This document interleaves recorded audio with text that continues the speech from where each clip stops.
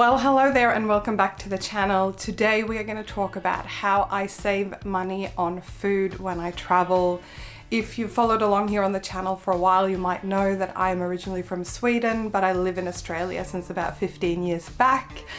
And I love to travel. My family is still in Sweden. My husband and I go for a long trip every kind of second year. So we travel a lot, both in Australia and internationally. And I've got 5 really good travel tips to share with you today to save money on food when you're traveling. So let's dive in. So my very first tip is to make sure that you've budgeted money to eat out. We normally eat out at least once a day unless we're hiking, camping, trekking, that kind of stuff. And it's really interesting because depending where you're going, for example, I've traveled a lot in Southeast Asia where you can buy noodles and beautiful dishes like that pretty much in street stalls for a lot cheaper than you could cook yourself. My husband and I also recently came back from Italy. We spent almost a week in Rome, and it would have been so foolish to stay in our Airbnb and cook the whole time and not enjoy the local cuisine. My husband is gluten-free, as you might know, so he loved the fact that Italy had so many gluten-free options. So the very first tip is, if you can afford it, don't skimp on eating out from time to time. And eating out has a big range, right? You could go from street food and the noodle cart on the corner all the way to a fancy restaurant. So make sure that if you are going to travel, that you are allowing yourself the type of trip and the type of food that you will enjoy.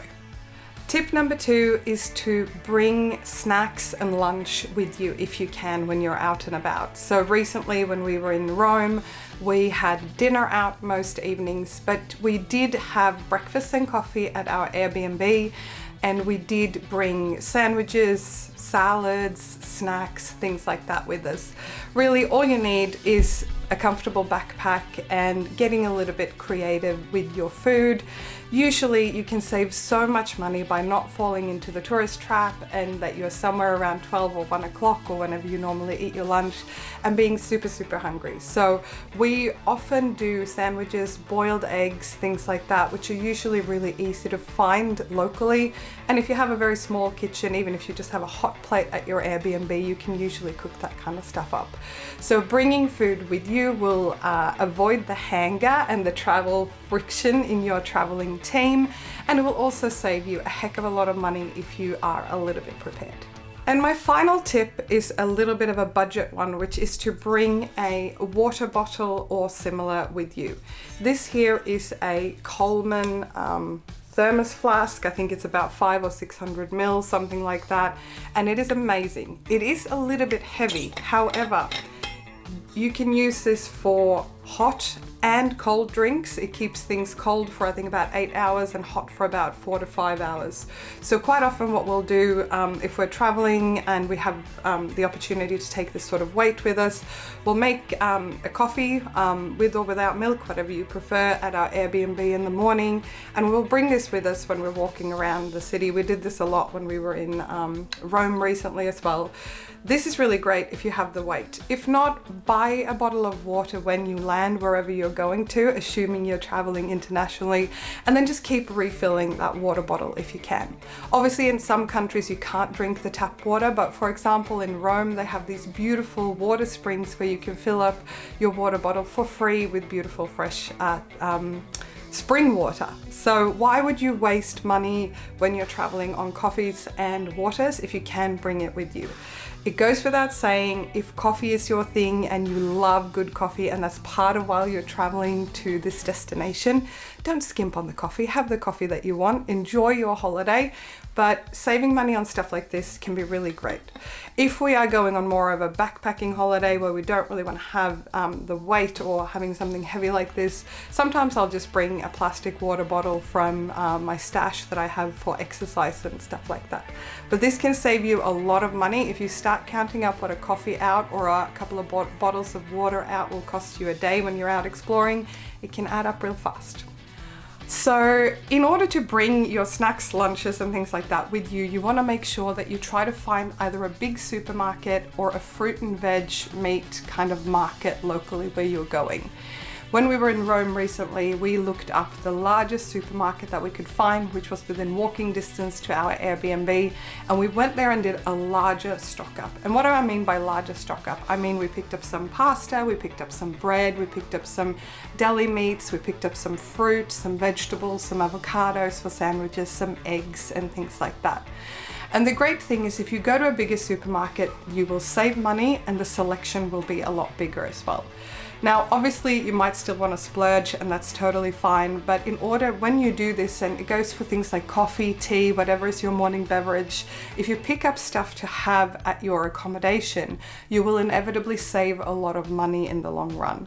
I also love fruit and veg markets, things like that. When we were in Rome, it was really, really hot, so in the middle of the day, most days we would have come back to our accommodation after walking around all morning. We would have a little bit of a deli platter with some meats, some bread, some cheese, some watermelon, some beautiful local fruits.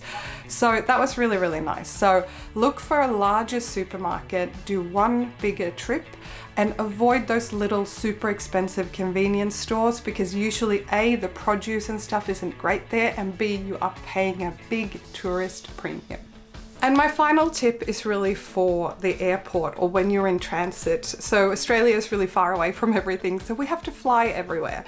And my husband is gluten-free, so sometimes it is harder for us, depending where we're going, to find snacks and things like that.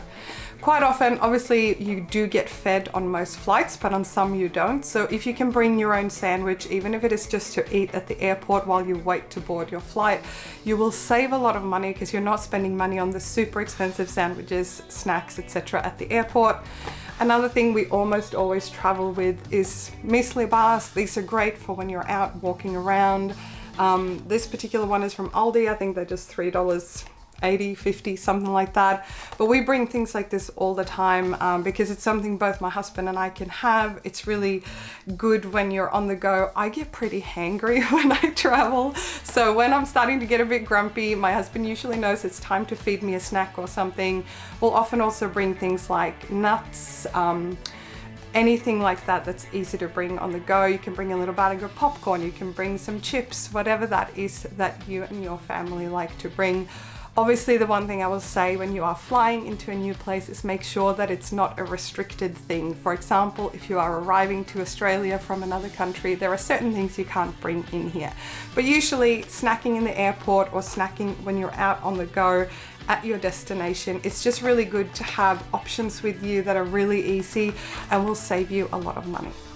And finally, remember that traveling is meant to be fun. You've probably booked this holiday because you really want to get away, either hiking, camping, exploring a new city, visiting family, whatever that is.